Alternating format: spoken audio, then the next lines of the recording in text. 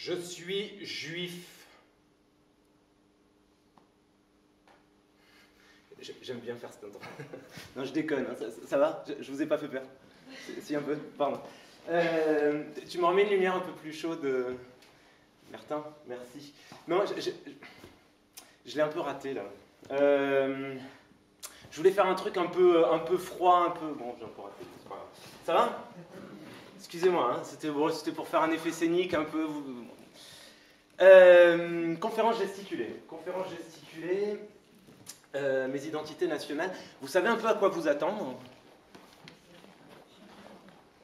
Déjà, conférence gesticulée, il y a des gens à qui ça parle? Ouais, on est un peu dans le lieu... Martin, tu mets un tout petit peu plus de lumière dans la salle, s'il te plaît? Ouais, super. Ça va, la lumière? Ouais. Conférence gesticulée, il y a quelques conférenciers dans la salle, hein, gesticulant.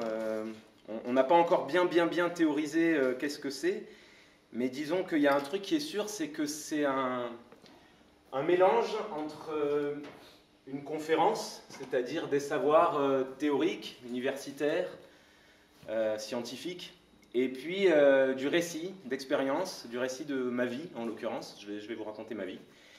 Et à travers ça, on va essayer de réfléchir aux identités, au racisme, à notre place là-dedans.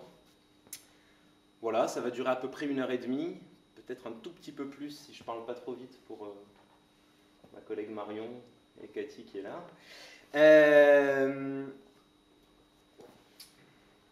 Qu'est-ce que je voulais dire? Je vais essayer de ne pas faire dans le consensuel. Je vais essayer de faire en sorte qu'on ne fasse pas juste un truc de l'entre-soi militant ou l'entre-soi antiraciste. On va voir une conférence gesticulée sur le racisme. Nous-mêmes, on n'est pas raciste. On ressort de là en se disant c'était vachement bien, je suis toujours pas raciste après, tout ça. Mais plutôt d'essayer d'aller chercher dans nos contradictions, dans les choses qui peuvent générer du doute en nous. Voilà. Je ne pense pas que vous sortirez de là plus convaincu, mais peut-être plus en doute qu'avant. En tout cas, c'est ce que je recherche. Voilà, donc du coup, n'hésitez pas à m'interrompre. Je sais que c'est pas facile quand on est dans le public, il y a un conférencier, il y a la lumière et tout. Mais bon, cela dit, si vous avez envie, n'hésitez pas. Et puis surtout, il y aura un espace de débat après pour confronter. Je ne dis pas que tout ce que je dis est vrai. En tout cas, tout ce que je dis est sincère et je n'ai pas cherché à être consensuel. Je vais boire pas mal parce que j'ai un problème de sécrétion salivaire quand je suis sur scène, voilà. Donc désolé, des gens ils me disent à la fin, mais comment t'as fait pour pas aller aux toilettes pendant la conférence?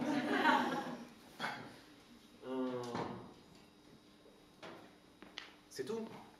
Je commence. Et je commence en disant que je suis juif. Parce que par contre c'est vrai, je suis juif. Alors, bon, pas pratiquant. Plutôt d'obédience marxiste. Je sais pas s'il y a des pratiquants dans la salle.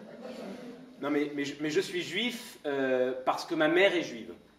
Mais pas pratiquante. En fait, c'est une femme de gauche féministe, plutôt à regarder la religion d'un mauvais œil, mais qui est juive parce que sa mère était juive. Bon, pas pratiquante. Elle fait partie de ces femmes qui sont venues en France après-guerre. Elle venait du Maroc. Et en venant en France, elle voulait s'intégrer. Elle voulait être française. Et pour elle, être française, ça voulait dire mettre de côté une partie de sa culture. Voilà, elle voulait être française. Mais elle était juive parce que sa mère... Enfin, je suis juif.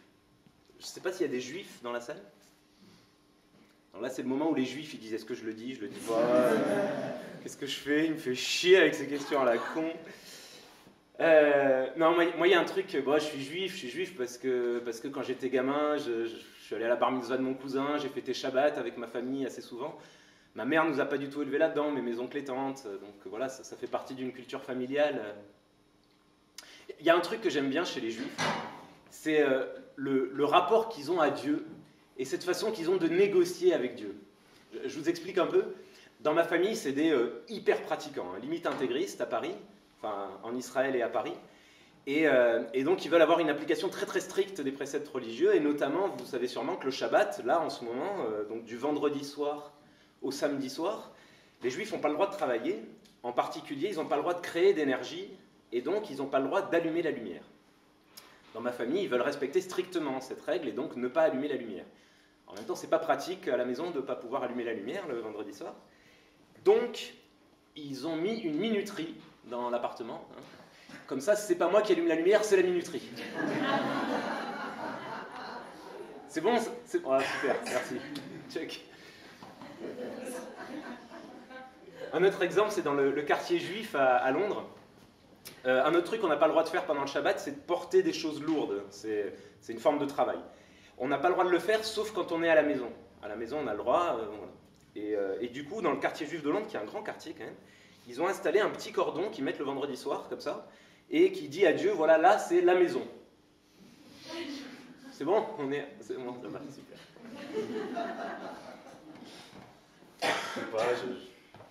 Je suis juif. Je suis surtout catholique, en fait. Non, catholique de culture, quoi. Enfin, je suis élevé dans une culture catholique, puis mon père est catholique. Alors, mon père, c'est un catholique qui ne croit pas en Dieu, mais pratiquant. Alors là, bon, c'est encore autre chose. Il va à l'église le dimanche, et voilà, ça fait partie de... Il se dit, il faut le faire, mais il ne croit pas en Dieu, il est marxiste lui aussi. Mais bon, ma grand-mère m'a amené à l'église, voilà, et puis je fête Noël, je travaille pas le dimanche, pas toujours en tout cas. Un sens aigu de la culpabilité. Je suis catholique, quoi. Non, je suis surtout un homme de gauche. Enfin, de gauche. C'est chiant quand on est de gauche parce qu'il faut toujours préciser. Alors, pas socialiste. Je ne sais pas s'il y a des socialistes dans la salle. Plutôt d'extrême gauche, quoi. Extrême en même temps, c'est chiant. Extrême, disons, anticapitaliste. Ouais, mais anti, c'est toujours anti. Alter-mondialiste. Voilà. Oui, mais en même temps, marxiste. Enfin, quoique certains disent trotskiste. Alter-marxiste. Ouais, voilà, alter-marxiste. Je suis français. Je suis né en France. Puis j'y ai passé une bonne partie de ma vie. Je sais pas, quand j'étais gamin, moi je suis né dans les années 80 et pour moi, président, ça rimait avec Mitterrand. J'avais l'impression que ça serait pour toujours, quoi. Mitterrand président, je connais les chansons de Brassens et de Renaud par cœur. Pas toutes, mais presque. Je sais pas, j'ai fait la fête en 98 quand on a gagné la Coupe du Monde. J'ai voté pour Chirac. En 2002. Je suis français, quoi. Mais je suis aussi italien. Parce que mon père est italien. J'ai vécu 4 ans en Italie aussi, puis j'y vais souvent. Il y a un truc que j'aime bien chez les Italiens, c'est la façon de commander le café. Ah, ça c'est... Non, parce qu'en France, on commande des cafés, mais il n'y a pas de poésie dans la commande de café. On rentre dans un café comme ça, on dit ah, bonjour, un café s'il vous plaît. C'est fade, c'est nul. Non, en Italie, il y a de la poésie, il y a de la magie. En Italie, le café, on peut le vouloir, bon ça c'est vrai en France aussi, je l'avoue, on peut le vouloir serré ou allongé, on peut le vouloir dans un verre en verre ou dans une tasse en céramique, parce que ça n'a pas le même goût. On peut vouloir que le verre en verre soit chaud ou froid au moment où on verse le café dedans. On peut le vouloir avec sucre ou sans sucre, mais on peut vouloir que le sucre soit mis avant le café, ça change le goût du café. Ou on peut le vouloir avec la crémine, qui est cette crème qu'ils font à Naples avec le noir du café et du sucre, il touille et ça fait une espèce de mousse onctueuse. On peut le vouloir avec du lait, mais on peut vouloir que le lait soit chaud ou froid. Ce qui fait que maintenant même, il y a le lait de soja ou le lait de vache. Ce qui fait qu'il est assez fréquent de voir quelqu'un rentrer dans un café et dire Buongiorno, vorrei un caffè stretto macchiato freddo in una tazza di vetro caldo con la cremina, per favore. Un café, s'il vous plaît.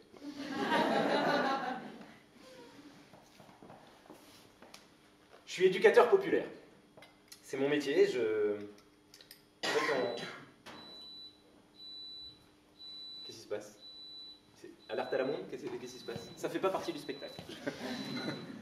Ça va s'arrêter? Oula.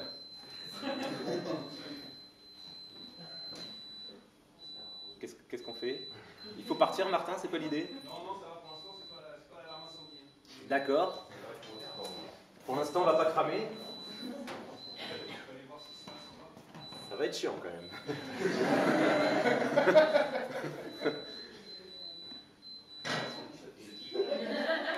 Hein? On le fait en rythme? Ok. Ah. Éducateur populaire, je disais. Ouais, avec un paquet de collègues, on se disait le monde va mal, quoi. On veut revendiquer une structure anticapitaliste, changer le monde, voilà, se battre contre les dominations. Du coup, on a fait une entreprise, SARL. Et puis, on est salarié de cette entreprise. Voilà. Bon, on a tous nos contradictions, hein, on fait comme on peut. Je suis fanfaron. C'est pas juste que je me la pète, hein, mais c'est aussi que je joue dans une fanfare. Je fais du trombone dans une fanfare rock metal punk. L'esprit de la fanfare, c'est un esprit de la fête, c'est un truc de fou. Bientôt, il y a le festival de Montpellier, début juin, je vous conseille d'y aller, c'est gratuit et absolument formidable. Je suis prof de maths. Je suis en disponibilité, mais je reprends le 1er septembre. Je sais pas s'il y a des matheux dans la salle. Ah, on est deux. Peut-être tu as vécu avec moi ce genre de grands moments de solitude qu'on a dans les soirées mondaines quand on essaye de passionner les gens pour la géométrie projective ou...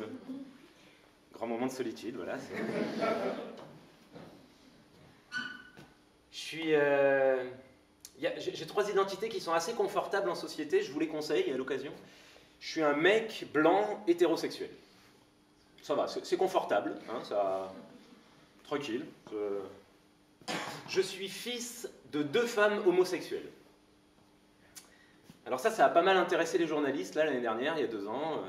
Les gens, ils parlaient de ça, alors ils venaient me voir, alors, je sais pas, question de journaliste. Est-ce que vous avez été influencé par la sexualité de votre mère? Je sais pas, vous, la sexualité de maman